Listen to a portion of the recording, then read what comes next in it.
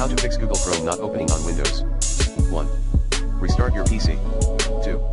Disable your antivirus temporarily. 3.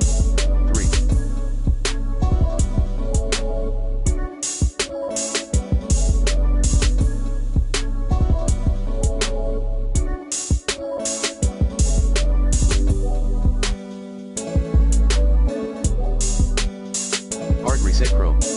4.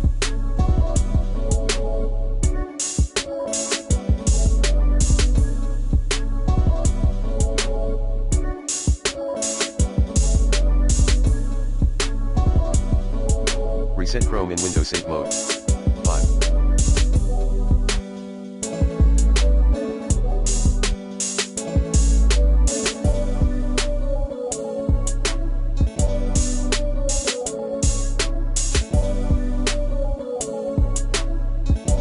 Remove, using the recommended uninstall tool Pro in this video guide, then reinstall Chrome.